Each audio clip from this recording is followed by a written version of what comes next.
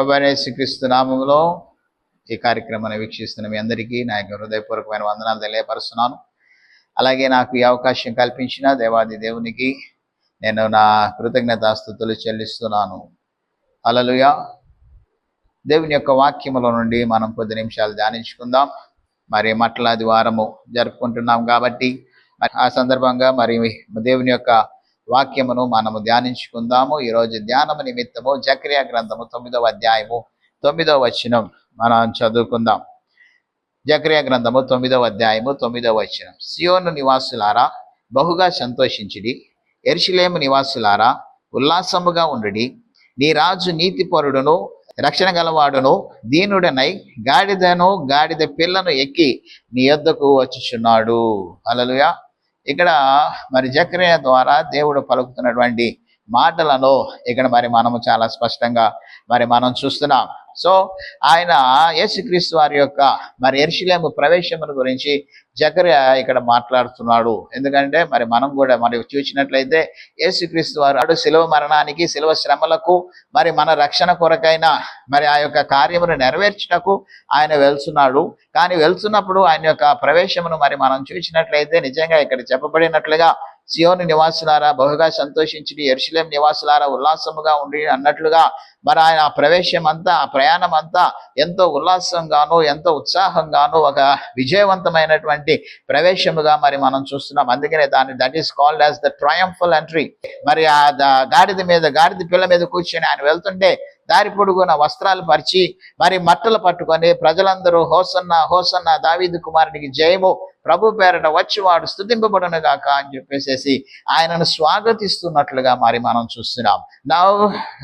ఇక్కడ మరి మనం చూసినట్లయితే మరి యేసుక్రీస్తు వారు మరి అందులోకి మరి అక్కడ ఎందుకు ప్రవేశిస్తున్నారనంటే మరి ఆయన మరి ఆ సిలువకు తను తాను అప్పగించుకొని తన యొక్క అమూల్యమైన రక్తమును కార్చి మరి మనము రక్షణ పొందుటకై ఆయన చేయవలసినటువంటి ఆ యొక్క దేవుని యొక్క చిత్తమును దేవుని యొక్క ఉద్దేశమును సంకల్పమును నెరవేర్చడానికి ఆయన వెళ్తున్నట్లుగా మరి మనం చూస్తున్నాం. మరి ఇక్కడ మరి మనం చూసినట్లయితే అలాగైతే ఎవరు పడితే వారు పాపుల రక్షకుడుగా పిలువబడవచ్చా? ఎవరు పడితే వారు మరి ఈ విధంగా శిలువ శ్రమలు పొంది మరి శిలువ శ్రమం పొందిన వారందరూ మరి రక్షకులు అని అంటే అలా కాదు. మరి యేసుక్రీస్తు వారి గురించి మరి ఇక్కడ జకర్యా మాట్లాడుతూ మరి 3 ప్రత్యేకమైనటువంటి లక్షణాలు యేసుక్రీస్తు వారిని గురించినటువంటి రక్షకుడుగా యేసుక్రీస్తు వారు కలిగి ఉన్నటువంటి 3 ప్రత్యేకమైనటువంటి లక్షణాలను ఇక్కడ తెలియపరుస్తున్నాడు. అవేంటో మరి మనం చూసినట్లయితే ఇదే 9వ వచనంలో మరి మనం చూస్తే నీ రాజు నీతిపరుడును రక్షణ గలవాడును దీనుడునై గాడిద పిల్లని ఎక్కి నీ యొద్దకు వచ్చుచున్నాడు అనే మాటను ఇక్కడ చూస్తున్నాం. 3 విషయాలు ఇక్కడ తెలియపరుస్తున్నాడు. ఎలాంటి వారు అంటే యేసుక్రీస్తు వారు నెంబర్ 1 ఆయన నీతిపరుడు, 2వది రక్షణ గలవాడు, 3వది దీనుడుగా మరి ఆయన మరి మనం చూస్తున్నాం. సో ఈ 3 విషయాలు మనము ధ్యానించుకుందాం. మొట్టమొదటిగా మనం చూసినట్లయితే హీ ఈజ్ జస్ట్, ఆయన నీతిపరుడు అనే మాటను మరి మనం చూస్తున్నాం. ఆయన నీతిమంతుడైనటువంటి వాడు. మరి ఈ లోకములో మరి మనం చూసినట్లయితే పాపం అనేటువంటిది లోకములో ప్రవేశించి మరి ప్రతి ఒక్కరూ పాపమునకు బానిసలైపోయినట్లుగా మరి మనం చూస్తున్నాం. ఇన్ రోమన్స్ చాప్టర్ విసి మరి రోమ పత్రికలో మరి 2 విషయాలు మనం చూస్తున్నాం. నెంబర్ 1 మొదటిగా మనం చూసినట్లయితే there is none righteous, no not one. నీతిమంతుడు లేడు, ఒక్కడునూ లేడు అనే మాటను మరి మనం చూస్తున్నాం. అలాగే మరి 3వ అధ్యాయంలో మనం చూసినట్లయితే మరి అందరూ పాపము చేసి దేవుడు అనుగ్రహించి మహిమను పొందలేకపోతున్నారు అని చెప్పేసి మనం చూస్తున్నాం. అంటే many of the people think that, చాలా మంది ఏమనుకుంటారంటే నేను నీతి కార్యాలు చేశాను, నేను మంచి కార్యాలు చేశాను అని చెప్పేసి మరి వారంతట వారు మరి చాలా సంతోషపడుతూ ఉంటారు. Even we see the public praises because of our good works. మనం చేసినటువంటి మంచి పనులు బట్టి అబ్బా ఈయన చాలా మంచివాడండి, ఈయన చాలా నీతిమంతుడండి, ఈయన చాలా గొప్పవాడండి, ఈయన మనసు చాలా గొప్పదని ప్రజలు కూడా మనల్ని పొగడవచ్చు. Okay. And one of the main confusion we have in this world, ఈ లోకంలో ఉన్నటువంటి ఒక కన్ఫ్యూషన్ ఏంటంటే మనం చేసే నీతి క్రియల ద్వారా మనము పరలోకం వెళ్తాము అనేటువంటి మరి లేదా దేవుని రాజ్యం చేరిపోతాము అని చెప్పేసి చాలా మంది అనుకుంటారు. కానీ we look at the life of Cornelius యొక్క జీవితం మరి మనం చూసినట్లయితే ఇన్ యాక్ట్స్ చాప్టర్ 10 అపోస్తల కార్యముల గ్రంథము 10వ అధ్యాయము 1వ వచనంలో ఇటలీ పటాలమనబడిన పట్టణంలో శతాధిపతి అయిన కొర్నేలియను భక్తి పరుడు మరి కైసరియాలో ఉండెను. మరి అతడు తన ఇంటి వారందరితో కూడా దేవుని యందు భయభక్తులు కలిగిన వాడే, అలాగే ప్రజలకు ధర్మము చేయొచ్చు, ఎల్లప్పుడూ దేవునికి ప్రార్థన చేయువాడు. Okay, now he possess all the qualities which we think are sufficient to enter into, more than sufficient to enter into the kingdom of God, into heaven. దేవుని యొక్క రాజ్యం లేదా పరలోకానికి వెళ్ళడానికి కావలసిన లక్షణాలు ఈయన ఎంతో చక్కగా కలిగి ఉన్నాడు అనేటువంటి అని మనమందరం అనుకుంటాం. మనం ఆ విధంగా ఆలోచిస్తాం. మనకైతే మన దృష్టిలో మనం చూసినట్లయితే yes we can easily claim him a righteous person. చాలా స్పష్టంగా ఆయన నీతిమంతుడిగా మనం తీర్చేస్తాం, మనం డిసైడ్ చేసేస్తాం. కానీ according to the view of God, దేవుని యొక్క దృష్టిలో, దేవుని యొక్క ఆలోచన ప్రకారము his righteousness in it self is not sufficient for him to enter in to the Kingdom of God. దేవుని యొక్క రాజ్యం పరలోకం వెళ్ళడానికి ఆయన యొక్క నీతి కార్యాలు సరిపోవట్లేదు. అందుకనే దేవుని యొక్క దూత కొర్నేలికి ప్రత్యక్షమై కొర్నేలితో అంటది, నీవు యొప్పేకు మనుషుల్ని పంపించుకొని పేతురుని పిలిపించుకో, ఎందుకంటే he has to hear the gospel of Jesus Christ. యేసుక్రీస్తు యొక్క సువార్తను విని యేసుక్రీస్తుని మరి ఆయన తెలుసుకొని యేసుక్రీస్తునందు విశ్వాసం నుంచి రక్షణ పొందడం ద్వారా మాత్రమే he will become righteous. ఆయన నీతిమంతుడిగా తీర్చబడి దేవుని యొక్క రాజ్యమునకు మరి అర్హుడు అవుతాడు అనేటువంటి విషయము మరి అక్కడ మరి కొర్నేలి యొక్క జీవితాన్ని బట్టి మనం చూస్తున్నాం. ఎందుకంటే ఆయన పాపం చేసిన వ్యక్తి కాదు, దేవుని యందు భయభక్తులు కలిగిన వాడే, అలాగే నీతిపరుడుగా ధర్మకార్యాలు చేసుకుంటూ చాలా చక్కగా జీవిస్తున్నటువంటి వ్యక్తి. ఈరోజు అనేకులు కూడా అలా ధర్మకార్యాలు నీతి కార్యాలు జరిగించి వారు అనుకుంటున్నారు మనం పరలోకం వెళ్ళిపోతామని. కానీ there is another thing from which we have to come out. మనము రక్షణ పొందవలసినది లేదా బయటికి రావాల్సినటువంటి ఇంకో విషయం ఉన్నది. అదేంట్రా అంటే జన్మ పాపము, the curse which has entered into this world through the sin of Adam. ఆదాము చేసినటువంటి పాపము ద్వారా ఈ లోకంలోనికి ప్రవేశించినటువంటి ఆ యొక్క పాపము అనేటువంటిది మరి మనం చూస్తున్నాం. అందుకనే మరి ఆదాము పాపము చేయడం ద్వారా కేవలము ఆదాము మాత్రమే కాదు, భూమి సృష్టి అంతా శపించబడినట్లుగా మరి మనం చూస్తున్నాం. ఏంటండి, if only Adam was cursed because of his sin, తన పాపము బట్టి ఉట్టి ఆదాము మాత్రమే కనుక శపించబడి ఉన్నట్లయితే then we with our works can attain the salvation. మనము క్రియల ద్వారా మనం రక్షణ పొందవచ్చు, మనం మంచి పనులు చేసి దేవుని రాజ్యానికి వెళ్ళిపోవచ్చు ఏమో. కానీ అక్కడ మరి మనం చూసినట్లయితే క్రియల ద్వారా మనం దేవుని రాజ్యానికి, మంచి క్రియలు దేవుని ద్వారా దేవుని రాజ్యాన్ని మనకు తీసుకుని వెళ్ళలేవు. ఎందుకు తీసుకుని వెళ్ళలేవురా అంటే జన్మ పాపం, ఆదాము ద్వారా సంక్రమించినటువంటి ఆ యొక్క శాపము, ఆ పాపం అనేటువంటిది మనం కలిగి ఉన్నాం. That's why the psalmist says, కీర్తనగాడు అంటున్నాడు, నేను పాపములో పుట్టి ఉన్నాను, పాపములోనే నా తల్లి నన్ను గర్భమును ధరించింది అని కీర్తనకారుడు మరి తెలియపరుస్తున్నాడు. దానికంటే ఇంకా మరి యోబు గ్రంథము 14వ అధ్యాయంలో 4వ వచనంలో మనం చూస్తే అక్కడ యోబు అంటున్నాడు, పాప సహితునిలో నుండి పాప రహితుడు పుట్టగలిగిన ఎడల ఎంత మేలు అని అంటున్నాడు. ఓకే, అంటే అర్థం ఏంటంటే సృష్టి కూడా శపించబడింది. కేవలం మనుషులు మాత్రమే కాదు, సృష్టి యావత్తు శపించబడింది. అందుకనే నాట్ ఈవెన్ మ్యాన్, మనుషులలోనే నీతిమంతుడు కాదు, అసలు నీతి అనేటువంటిది ఎక్కడ కనబడట్లేదు. నీతి అనేటువంటిది లేనట్టుగా మారిపోయింది. లోకమంతా శపించబడి లోకమంతా మరి పాపంలోనికి వెళ్ళిపోయింది. అందుకనే ఎవ్రీ టైం మరి ప్రతి చోట we see sin ruling over. ప్రతి చోట పాపం ఏం చేస్తుందండి, పరిపాలిస్తున్నట్లు మరి మనం చూస్తున్నాం. అందుకనే పాపులు రక్షకుడుగా ఎవరైనా పుట్టాలంటే ఆయన నీతిమంతుడై ఉండాలి. ఆయన పాపము లేనివాడై, పాపము చేయని వాడి కాదు, పాపము లేనివాడై ఉండాలి. Many times we conclude righteousness as not committing sin. మరి నీతి అనేటువంటి దాన్ని మనం చాలాసార్లు ఎలా డిసైడ్ చేసేస్తామంటే పాపము చేయకోకుండా మంచి కార్యాలు చేస్తే మనం నీతిమంతులు అయిపోతాం అని అనుకుంటారు.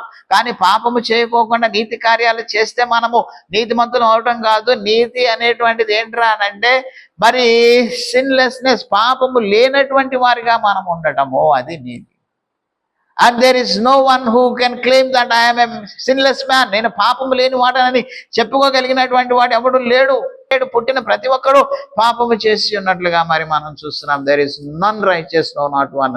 మనము నీతిమంతుడు అనేటువంటి వాడు లేడు, ఒక్కడు కూడా లేనట్లుగా చూస్తున్నాం. అందుకనే but to save us. God's desire is not that we should perish. దేవుని యొక్క ఆలోచన ఏంటి? మనము నాశనం అవటము, మనం నశించడం దేవుని యొక్క ఆలోచన కాదు. మనము దేవుని రాజ్యం చేరాలనేటువంటిది దేవుని యొక్క ఉద్దేశం. So as the Bible concludes that there is none righteous, no not one, నీతిమంతుడు లేడు, ఒక్కడు లేడని దేవుని యొక్క వాక్యం చాలా స్పష్టంగా తెలియపరిచి ఉండగా, మరి దేవుని యొక్క రాజ్యం చేరగలిగిన వారు, దేవుని యొక్క రాజ్యంలో ప్రవేశించగలిగిన వాడు ఎవరు లేరు. అందుకనే మరి దేవుడు అంటున్నాడు, దేవుడు నిర్ణయించినటువంటి విషయం ఏంటంటే that he wants to bring us back to him, తనను మరలను తిరిగి దేవుని యొద్దకు తీసుకురావాలనేటువంటి ఆలోచన దేవుడు కలిగి ఉన్నవాడై మరి ఆయన తన కుమారుని ద్వారా ఈ యొక్క ఆలోచన నెరవేర్చుటకు ఆయన నిర్ణయించి ఉన్నాడు. when we look at this, ఈ యొక్క విషయం కూడా మరి మనం గమనించినట్లయితే మరి he has come to this conclusion of sending his son as a savior to this world. మరి ఆయన తన కుమారుని లోకానికి లోకరక్షకుడిగా పంపాలనేటువంటి నిర్ణయము ఆదాము పాపం చేసిన తర్వాత కాదు. though he revealed his plan after they committed sin, after Adam and Eve committed sin, ఆదాము అవ్వలు పాపం చేసిన తర్వాత తన యొక్క ప్రణాళికను ఆయన తెలియపరిచినప్పటికీ మరి పేతురు పత్రిక 1వ అధ్యాయంలో మరి మనం చూసినట్లయితే ఆ నిర్దోషంలో నిష్కలంకమైన గొర్రెపిల్ల వంటి క్రీస్తు యొక్క రక్తము ద్వారా మీరు విమోచించబడితీరు అని చెప్పి అక్కడ పేతురు అంటున్నటువంటి మాట ఏంటంటే ఆయన జగత్తు పునాది వేయబడక మునిపే నియమింపబడెను, కానీ కడవరి కాలమున ఆయన ప్రత్యక్షపరచబడెను. అంటే నిర్ణయించబడింది ఎప్పుడండి? Not after Adam and Eve committed sin.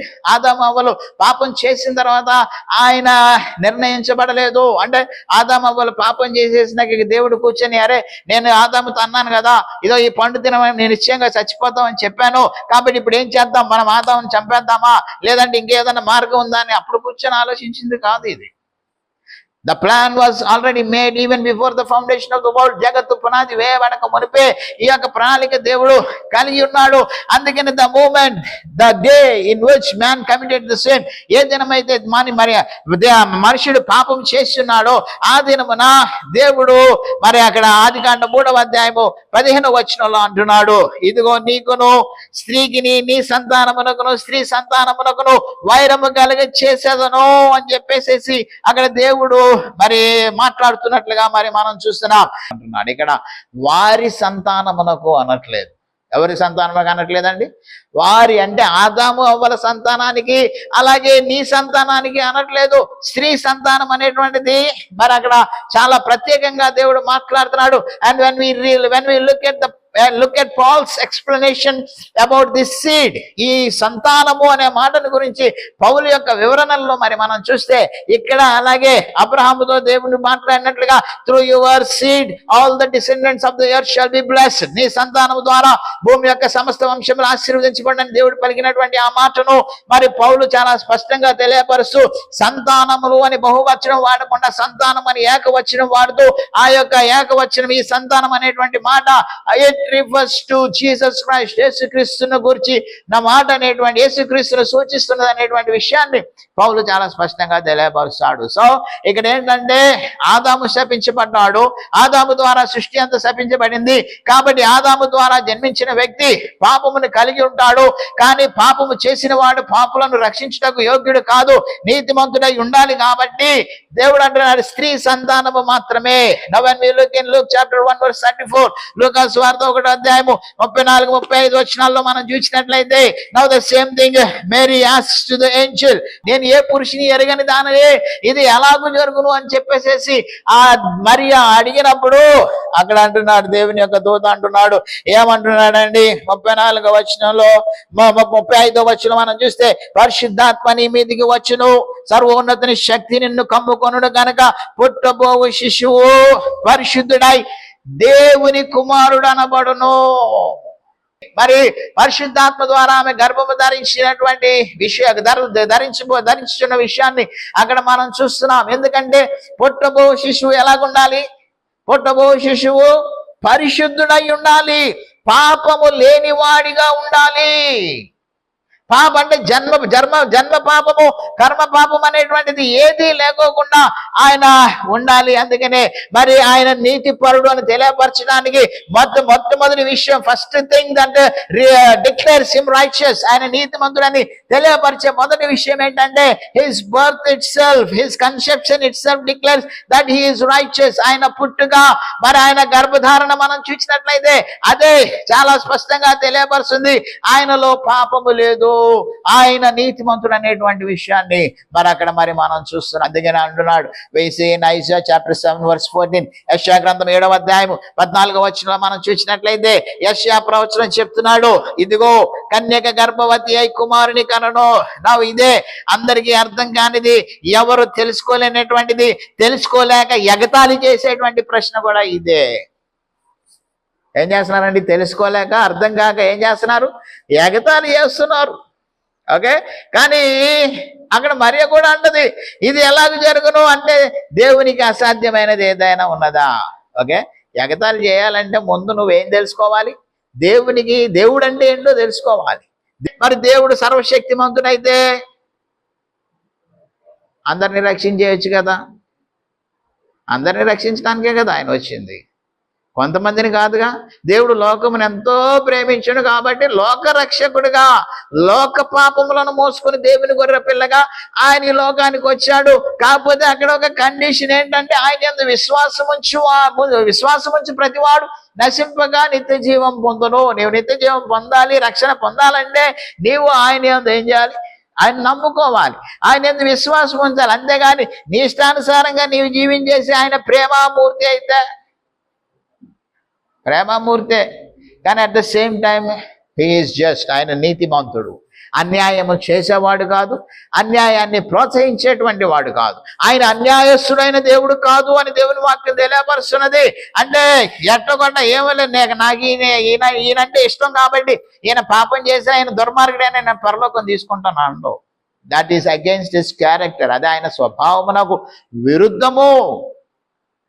నిన్ను రక్షించాలనే ఉద్దేశం కలిగి ఉన్నాడు కాబట్టి ఆయన లోకానికి తన యొక్క కుమారుని పంపి ఉన్నాడు. సో దేవునికి అసాధ్యమైనది ఏదీ లేదు. అందుకనే ఆయన మరి ఈ యొక్క మరి యేసుక్రీస్తును మరి కన్య అయినటువంటి మరియ ద్వారా ఈ లోకంలోనికి జన్మింపజేసినట్లుగా చూస్తున్నాం. అందుకనే ఆయన పరిశుద్ధుడు. ఎందుకని ఆయన పరిశుద్ధుడు అంటే నాట్ ఓన్లీ క్రియల ద్వారా మాత్రమే కాదు, ఆయన పుట్టుకలో కూడా ఆయన పాపము లేదు, పరిశుద్ధుడిగా ఆయన ఈ లోకంలో జన్మించాడు కాబట్టి ఆయన నీతిపరుడు. రెండవ విషయం మరి చూసినట్లయితే ఆయన జీవితంలో ఆయన నీతిమంతుడిగా జీవించాడు, పరిశుద్ధుడిగా ఆయన జీవించాడు. యోహాను సువార్త 8వ అధ్యాయము 46వ వచనంలో యేసుక్రీస్తు వారు ఒక ప్రశ్న అడుగుతున్నాడు, నా యందు పాపమున్నదని మీలో ఎవడు స్థాపించును? ఏమడుగుతున్నాడండి? నా యందు పాపం ఉన్నదని మీలో ఎవడు స్థాపించును అని చెప్పేసి ఎవరు నిరూపించగలరు నాలో పాపం ఉన్నదని చెప్పి ఆయన ప్రశ్నిస్తున్నాడు. రెండో విషయం మరి మనం చూసినట్లయితే ఎవడి నీతి ఎవడి క్రియలు వాడికి సరైనటువంటివిగానే కనబడుతున్నాయి. ఒకని కార్యము వాడికి సరైనదిగా, ఒకని మార్గము వానికి సరైనదిగానే కనబడను అని చెప్పి సామెతల గ్రంథంలో మరి మనం చూస్తున్నాం. So every man is righteous in his own sight. ప్రతి ఒక్కడు ఎవడి దృష్టికి వాడు నీతిమంతుడే. దొంగ దృష్టికి ఆయన చేసే దొంగ పనులన్నీ ఆయనకి సరైనటువంటివే. And he has an explanation for that. దాని కొరకైన వివరణ ఆయన కలిగి ఉన్నాడు. ఇదిగో ఇందువల్ల నేను ఈ విధంగా మారాల్సి వచ్చింది అంటాడు. అలాగే హత్యలు చేసేవాడికి హత్యలు చేయడం అనేటువంటిది వాడి దృష్టిలో సరైనటువంటిదే కదా. ఏ హంతకుడినైనా సరే, ఏ వ్యక్తినైనా సరే ఊరికి నేను సరదాగా చంపేస్తాడా? There is a reason for every person to become a killer. మరి ఒక హంతకుడిగా మారడానికి ప్రతి వ్యక్తికి ఒక కారణం ఉన్నది. So in his point of view, ఆయన యొక్క దృష్టికోణంలో ఆయన నేరస్తుడు కాదు. సో everyone is right in his own side. ప్రతి ఒక్కరు వారి దృష్టి అందు ఎవరికి వారు నీతిమంతులే. కానీ అలా కుదరదు. దెర్ ఈస్ ఎ లా, ఒక ధర్మం అనేటువంటిది ఉన్నది. we being the citizens of India, మనము భారతదేశ మరి పౌరులమై ఉండి భారతదేశానికి సంబంధించినటువంటి వారం కాబట్టి నా righteousness is not acceptable in the court of law. మరి ఆ యొక్క కోర్టులో నిలబడి నేను ఇందుకు చేశాను కాబట్టి నేను చేసిన తప్పు కాదంటే కుదరదు. కుదరదు. మన ఇండియన్ పీనల్ కోడ్ ప్రకారము, ఐపీసీలో ఉన్న సెక్షన్స్ ప్రకారము నీవు చేసింది సరి అయినదని నిరూపించబడితేనే అది సరైనది కాదని నిరూపించబడితే నువ్వెంత వాదించుకున్నది సరైనది. అలాగే God has a court of law, దేవునికి కూడా మరి ఆయన దృష్టిలో దేవుని యొక్క కొలతబద్ధ ఉన్నది. దేవుని దృష్టిలో నీవు నీతిమంతుడై ఉండాలి, దేవుని దృష్టిలో నీ క్రియలు అంగీకారంలో ఉండాలి, దేవుని దృష్టిలో నీవు యోగ్యుడిగా ఉండాలి. జెనసిస్ చాప్టర్ 4 ఆదికాండ 4వ అధ్యాయంలో ఆదాము సంతానమైనటువంటి కయీను హేబేలు ఇద్దరు ఏం చేస్తారు? They both wanted to offer an offering to the Lord. యెహోవాకు అర్పణ అర్పించాలని చెప్పేసి ఇద్దరు డిసైడ్ అయిపోయి ఇద్దరు ఏం చేస్తారు? వారి యొక్క అర్పణలు తీసుకొని వస్తారు. Now here many people what they say, చాలా మంది ఏమంటారంటే, చాలా మంది యొక్క ఆలోచన ఏంటంటే కయ్యను కూడా గొర్రెలను తెచ్చుంటే దేవుడు స్వీకరించేవాడు అంటారు. హేబేలు గొర్రెలు తెచ్చాడు కాబట్టి ఆయన దేవుడు స్వీకరించాడు, కయ్యను గొర్రెలు తాలేదు కాబట్టి దేవుడికి స్వీకరించలేదు. కయ్యను కూడా అంటే కాదు. అక్కడ ఏంటండి, దానికంటే ముందు ఒక మాట అంటున్నాడు. ఏమంటున్నాడు? ఆదికాండం 4వ అధ్యాయంలో మరి ఆ యొక్క వాక్యాన్ని మనం స్పష్టంగా కనుక చదివినట్లయితే, దేవుడు హేబేలును అతని అర్పణను లక్ష్య పెట్టెను. ఎందుకని హేబేలు అర్పణ దేవుడు స్వీకరించాడండి అంటే ఆయన గొర్రెలను అర్పించాడో లేదంటే ఇంకేదో అర్పించాడని కాదు, కానీ ముందు దేవుడు హేబేలును లక్ష్య పెట్టాడు. అనగా హేబేలు యొక్క జీవితము దేవుని దృష్టిలో మరి యథార్థంగాను అనుకూలంగా ఉన్నది, యోగ్యమైనటువంటిదిగా ఉన్నది కాబట్టి, అనగా హేబేలును దేవుడు అంగీకరించాడు, స్వీకరించాడు కాబట్టి హేబేలు యొక్క అర్పణను కూడా దేవుడు స్వీకరించాడు. అలాగే కయ్యను విషయంలో అంటున్నాడు 5వ వచనంలో, 4వ అధ్యాయం 5వ వచనంలో, కయ్యనును అతని అర్పణను ఆయన లక్ష్య పెట్టలేదు. యాక్చువల్గా ఇండీడ్ వారి క్రియల ద్వారా మరి మనం చూసినట్లయితే both have done the right thing, వారు సరైనటువంటిదే చేశారు. ఎవరు వృత్తుల నుండి వారు యెహోవాకు అర్పించడానికి తీసుకొచ్చారు, అంతేగాని అక్కడ గొర్రె అర్పించారా లేదంటే పొలం పంట అర్పించారా అనేటువంటిది కాదు. ఎందుకంటే పొలం పంట కూడా it is one of an offering, grain offering, wheat offering అని మరి పాత నిబంధన గ్రంథంలో మనం చూస్తున్నాము. So it is there, he can offer that, దాన్ని కూడా అర్పించవచ్చు. కానీ అక్కడ రీజన్ ఏంటి అంటే దేవుడు కయ్యూని ఏంటండి లక్ష్య పెట్టలేదు, కయ్యూని లక్ష్య పెట్టలేదు. అందుకే కయ్యూని. అలాగే మనం కూడా అనుకుంటున్నాం ఏదో చేసేసి మనం నీతిమంతులు, మన యథార్థవంతులు అనుకుంటున్నాం, కానీ దేవుని దృష్టిలో మనం యథార్థవంతులమా, దేవుని దృష్టిలో మనం నీతిమంతులమా లేదా అనేటువంటిది మరి మనం చూసుకోవాలి. అందుకని ఇక్కడ యేసుక్రీస్తు వారు అంటున్నాడు, నా యందు పాపం ఉన్నదని మీలో నిరూపించగలిగిన వాడు ఎవడు? ఏది చూపించి ఇదిగో ఈ పాపం చేసావు లేదా ఇది అన్యాయం చేసావు లేదా అది అని చెప్పగలిగిన వాడు ఎవడున్నాడు? దెర్ ఈస్ నో వన్, ఎవరు లేరు. కావాలని నిందలు మోపడం తప్ప, ఏంటండి కావాలని మోపడమే. ఈ కావాలని మోపే వాళ్ళు రివాబుగా మాట్లాడతారు, దౌర్జన్యంగా మాట్లాడతారు. ఎందుకని వాళ్ళకి తెలుసు వారు మాట్లాడేది నిజమో కాదని. అలా మాట్లాడకపోతే ప్రజలు నమ్మర్రా అని చెప్పి యేసుక్రీస్తు సిలువేసేటప్పుడు ఎలా మాట్లాడారు? ఆయన అడుగుతున్నాడు, ఎందుకు ఈయన ఏ నేరం చేశాడు అన్నా కూడా ఏం పట్టించుకోవట్లా, సిలువేయండి సిలువేయండి సిలువేయండి అని అరవడం ఒకటే ఆయన సిలువు. అందుకనే పాపం పిలాతు కూడా చేతులు కడుక్కొని ఇది అప్పగించేశాడు. ఆ యేసుక్రీస్తు వారు ఒకసారి ఆయన దగ్గరికి వ్యభిచారంతో పట్టబడిన స్త్రీని తీసుకొని వస్తారు. వ్యభిచారంతో పట్టబడిన స్త్రీని తీసుకొని వచ్చినప్పుడు ఇదిగో మోషే ధర్మశాస్త్ర ప్రకారము అంటే లా, ఒక మన చట్ట ప్రకారము ఈమెను రాళ్లతో కొట్టి చంపాలి. వాట్ డు యు సే, నువ్వేమంటావు అని చెప్పి యేసుక్రీస్తు దగ్గరికి తీసుకొని వచ్చాడు. అప్పుడు యేసుక్రీస్తు వారు అన్నాడు, మీలో పాపము లేని వాడు ఈమె మీద రాయి వేయవచ్చు అని చెప్పి నేల మీద కూర్చొని ఏదో రాస్తూ ఉంటాడు. ఇంకా అప్పుడు అందరూ అక్కడ ఎవరి కాళ్ళు రాళ్ళు పట్టుకొని వచ్చిన వాళ్ళందరూ ఆ రాళ్ళు అక్కడ పడేసేసి వెళ్ళిపోతాడు. అప్పుడు యేసుక్రీస్తు అంటాడు ఆమెతోటి, అమ్మ ఎవరు నిన్ను శిక్షించలేదా అంటే ఆమె అంటది, అయ్యా ఎవరు నన్ను శిక్షించలేదయ్యా అని అంటే ఇప్పుడు యేసుక్రీస్తు అంటాడు, నేను కూడా నిన్ను శిక్షించను, వెళ్ళి ఇక పాపము చేయకు అంటాడు. ఏమంటాడండి? నేను కూడా నిన్ను శిక్షించను అంటాడు. అంటే అర్థమేంటి? He can punish her because he has no sin, ఆయనలో పాపము లేదు కాబట్టి ఆయన శిక్షించవచ్చు. కానీ ఆయన శిక్షించుటకు రాలేదు, రక్షించడానికి ఆయన వచ్చాడు. కాబట్టి ఆయన అంటున్నాడు, నేను కూడా నిన్ను శిక్షించను. ఆయన పాపము లేనివాడు, నేను శిక్షించగలను, అయినా కూడా నేను కూడా నిన్నేం చేయను, శిక్షించను. There also we see his righteousness, ఆయన యొక్క నీతిని. ఆయన నీతిమంతుడిగా జన్మించాడు, నీతిమంతుడిగా ఆయన జీవించాడు. So he is just in his birth, he is just in his living. Number 3, he is just in his trial. ఆయన తీర్పులో కూడా ఆయన ఏమై ఉన్నాడండి? తీర్పు తీర్చబడుతున్నప్పుడు ఆయనను పట్టుకొని ఆయన్ని బంధించి బలవంతంగా తీసుకెళ్ళి ఆ తీర్పులో నిలబెట్టినప్పుడు అక్కడ కూడా ఆయన నీతిమంతుడై ఉన్నాడు. అక్కడ కూడా ఏమై ఉన్నాడండి? నీతిమంతుడై ఉన్నాడు. మరి అక్కడ కూడా మనం చూసినట్లయితే మరి కొన్ని రిఫరెన్స్ చెప్పడానికి సమయం లేదు కాబట్టి I will just bring the references. కొన్ని రిఫరెన్స్లు నేను తీసుకొని వస్తాను. మత్తయి సువార్త 27వ అధ్యాయంలో ఆయన అప్పగించినటువంటి యూదా అంటున్నాడు, Judas confess I have sin by betraying an innocent blood. ఇదిగో నిరపరాధ రక్తమును అర్పించి నేను పాపము చేశానని యూదా ఒప్పుకుంటున్నాడు. అలాగే మత్తయి సువార్త 27:19లో పిలాతు భార్య పిలాతు దగ్గరికి వచ్చి have nothing to do with this righteous and innocent man, ఈ నీతిమంతుని జోలికి వెళ్ళవద్దు అని పిలాతు భార్య మరి అక్కడ తెలియపరుస్తున్నట్లుగా మరి మనం చూస్తున్నాం.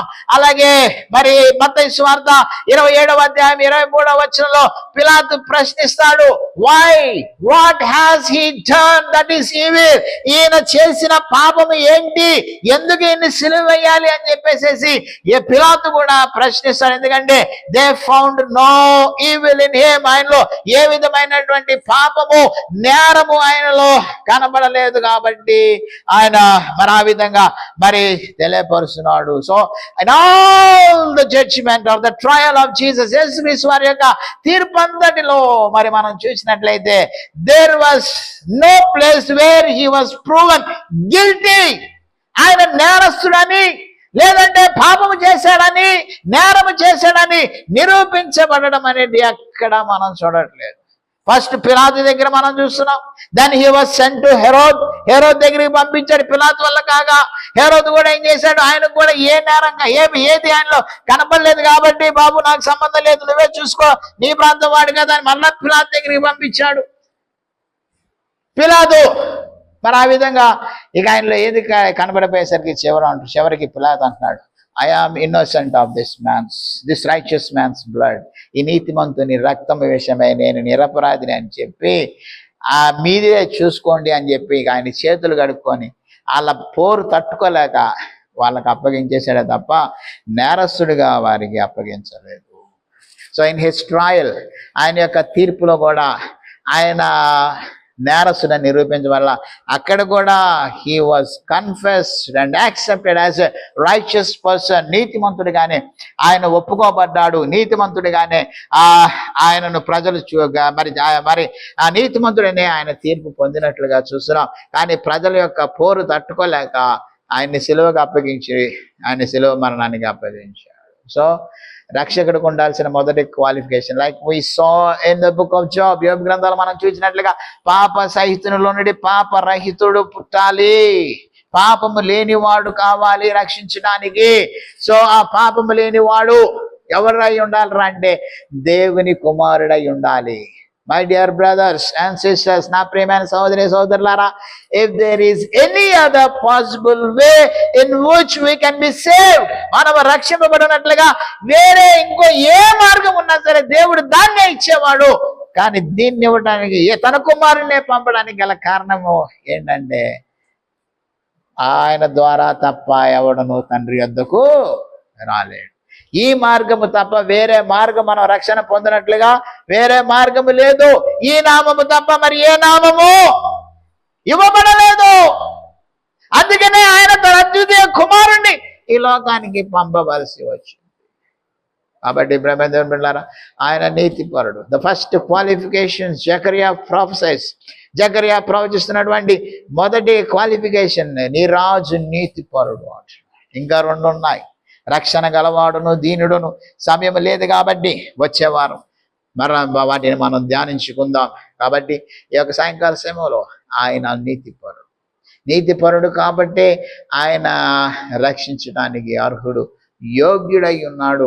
ఆయనలో పాపము లేదు కాబట్టి పాపులమైన మన కొరకు ఆయన తను తాను బలియా యాగముగా అర్పించుకున్న ఆ యొక్క యాగము స్వీకరించబడింది, మనము రక్షించబడుతున్నాం. కాబట్టి ఈ మట్లాది వారంలో యేసుక్రీస్తు వచ్చారని చెప్పి మనం కేకలు వేసి వారికి లాగా ఇది చేసి తర్వాత సిలువ వేయడం అంటాం కాదు. ఏం చేయాలండి? ఆయన రాక భావనను మనము గుర్తెరిగి ఆయన కొరకు మన జీవితాలను సమర్పించుకొని జీవించాలి. ఆ విధంగా జీవించి కృప దేవుడు మనందరికీ దయచేయుగాక. ఆమేన్.